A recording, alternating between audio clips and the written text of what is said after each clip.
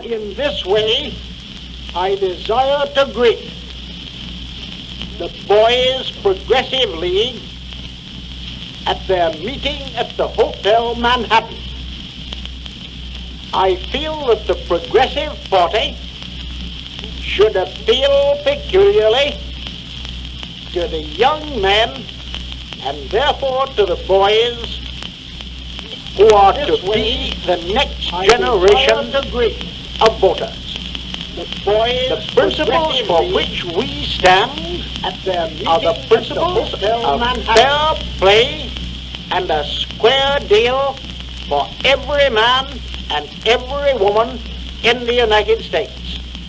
A square deal politically, a square deal in matters social and industrial. I wish to see you boys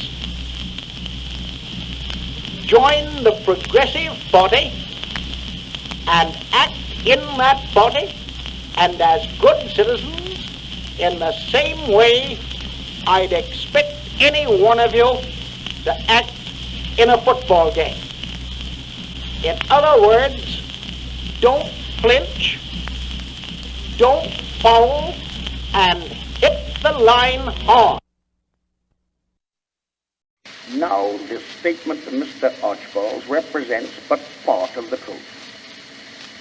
Mr. Bliss did have real and great influence with me. I respected him and admired him.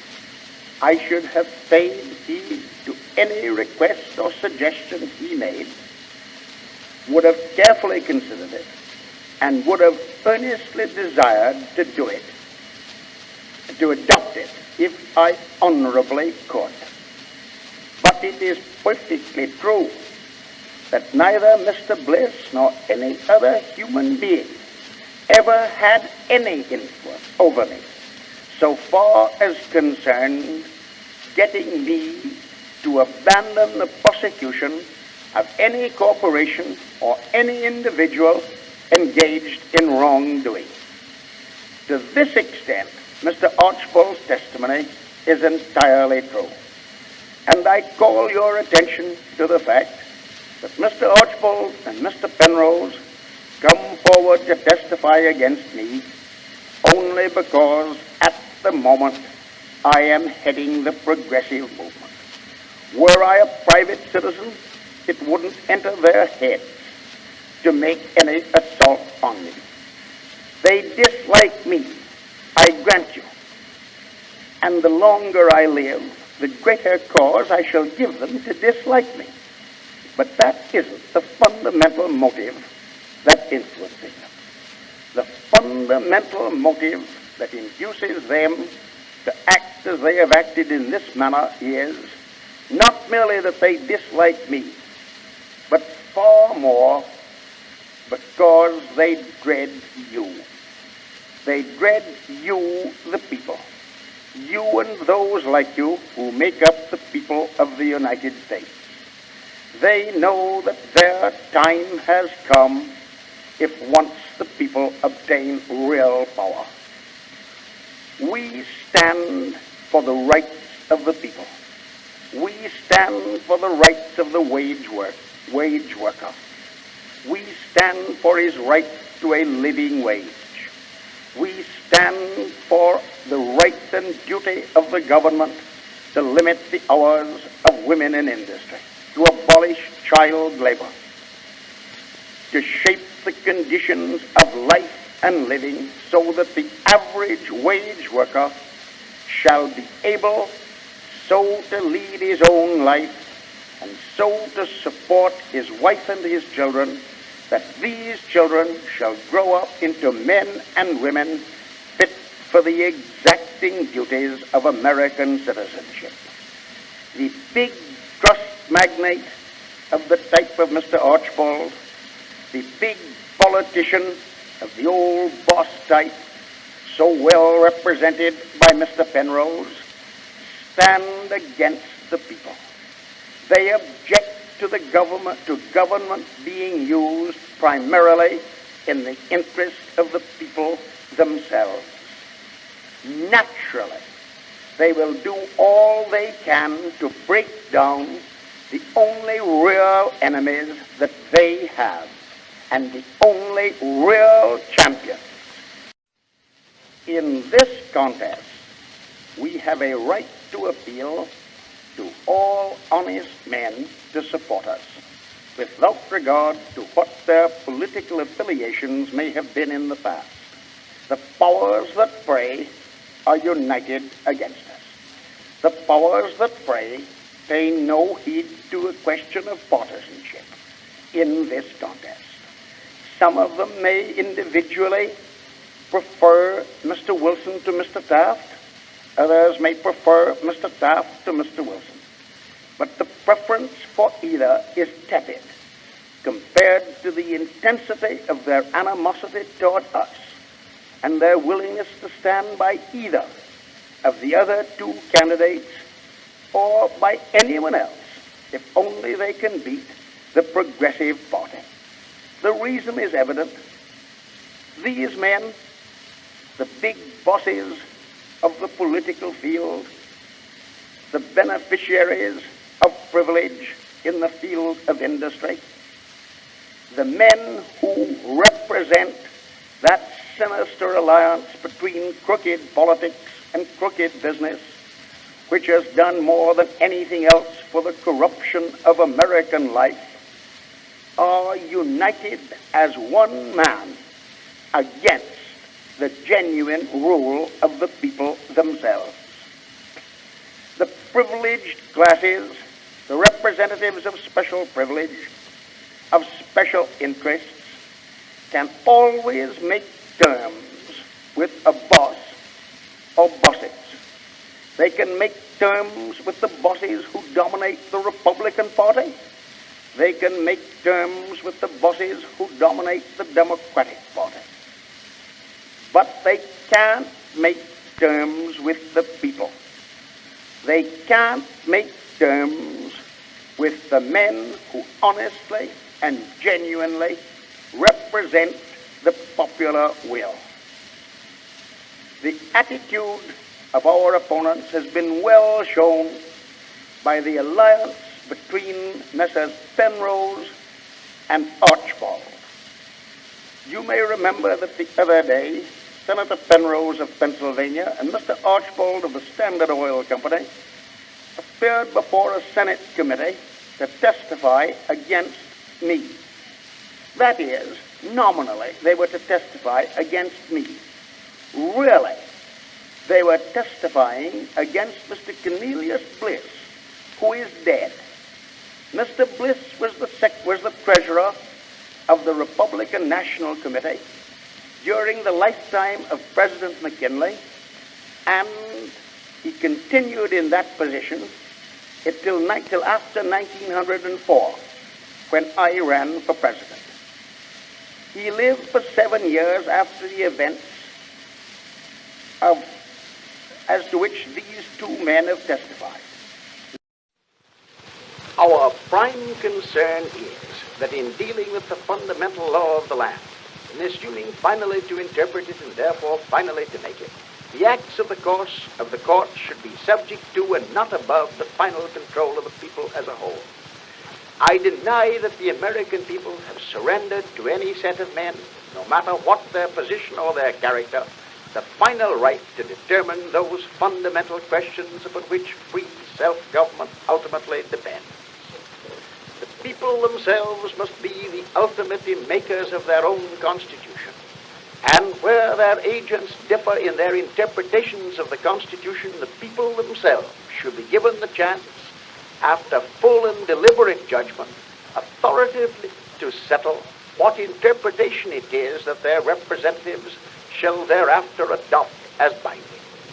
We do not question the general honesty of the courts, but in applying to present-day social conditions the general prohibitions that were intended originally as safeguards to the citizen against the arbitrary power of government in the hands of caste and privilege, these prohibitions have been turned by the courts from safeguards against political and social privilege into barriers against political and social justice and advancement.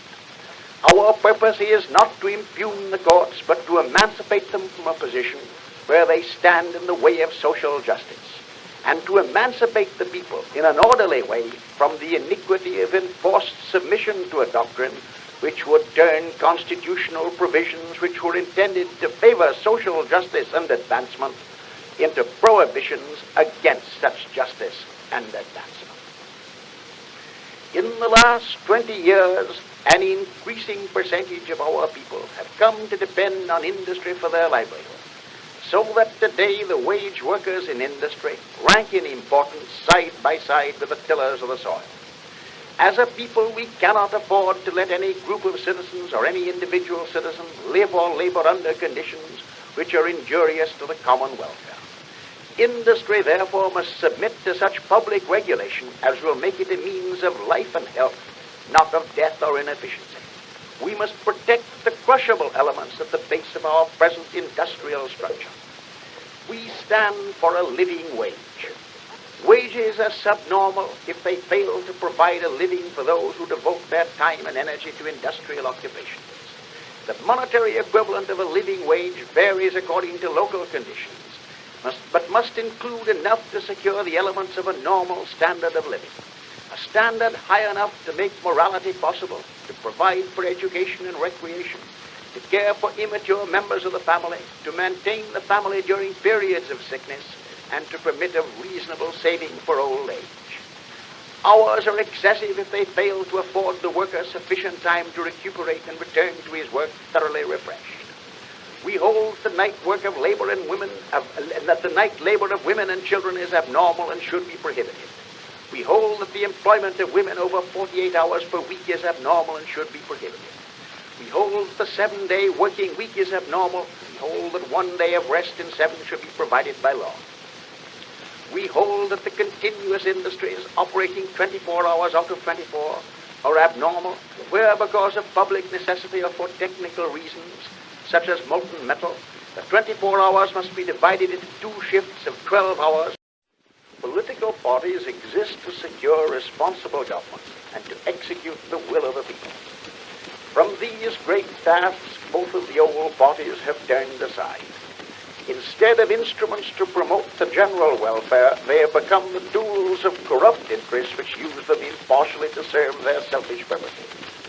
Behind the ostensible government sits enthroned an invisible government, owing no allegiance and acknowledging no responsibility to the people.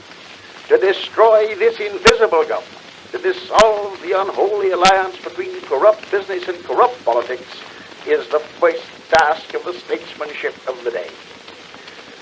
Unhampered by tradition, uncorrupted by power, undismayed by the magnitude of the task, the new party offers itself as the instrument of the people to sweep away old abuses, to build a new and nobler commonwealth. This declaration is our covenant with the people, and we hereby bind the party and its candidates in state and nation to the pledges made herein. With all my heart and soul, with every particle of high purpose that is in me, I pledge you my word to do everything I can, to put every particle of courage, of common sense, and of strength that I have at your disposal, and to endeavor so far as strength is given me to live up to the obligations you have put upon me, and to endeavor to carry out in the interests of our whole people the policies to which you have today solemnly dedicated yourselves in the name of the millions of men and women for whom you speak. Surely there never was a fight better worth making than the one in which we are engaged. It little matters what befalls any one of us who for the time being stand in the forefront of the battle. I hope we shall win, and I believe that if we can wake the people to what the fight really means, we shall win. But win or lose, we shall not falter. Whatever fate may at the moment overtake any of us, the movement itself will not stop. Our cause is based on the eternal principles of righteousness, and even though we who now lead may for the time fail, in the end the cause itself shall triumph. 6 weeks ago, here in Chicago, I spoke to the honest representatives of a convention which was not dominated by honest men.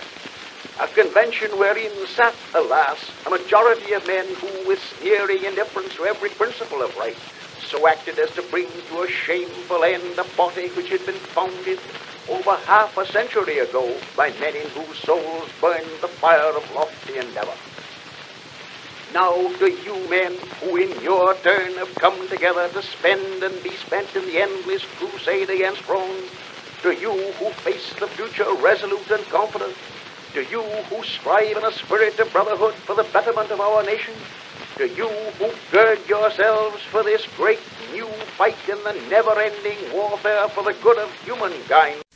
The big bosses of the political field, the beneficiaries of privilege in the field of industry, the men who represent that sinister alliance between crooked politics and crooked business, which has done more than anything else for the corruption of American life, are united as one man against the genuine rule of the people themselves.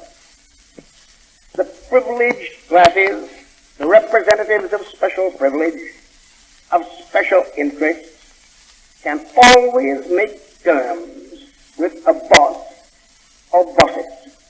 They can make terms with the bosses who dominate the Republican Party. They can make terms with the bosses who dominate the Democratic Party. But they can't make terms with the people. They can't make terms with the men who honestly and genuinely represent the popular will.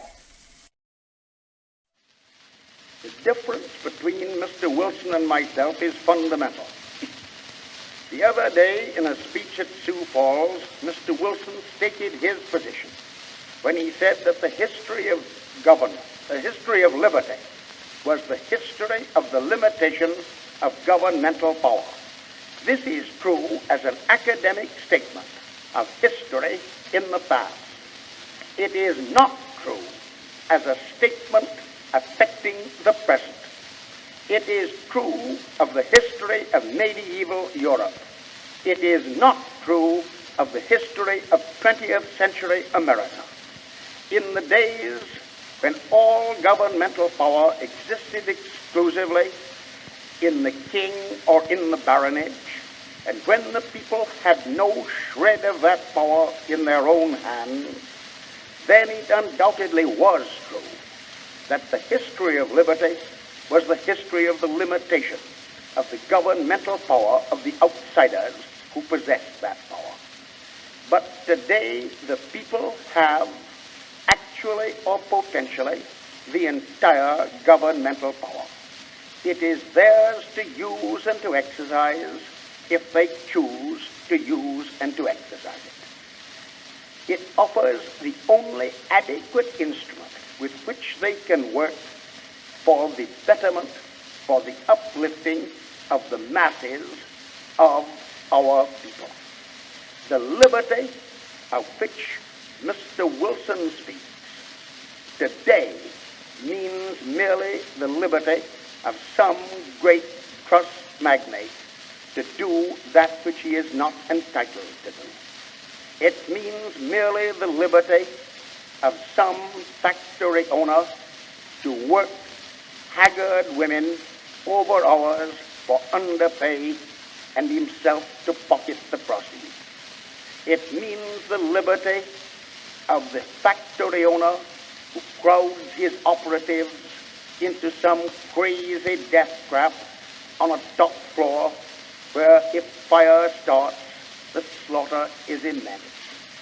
It means the liberty of the big factory owner who is conscienceless and unscrupulous to work his men and women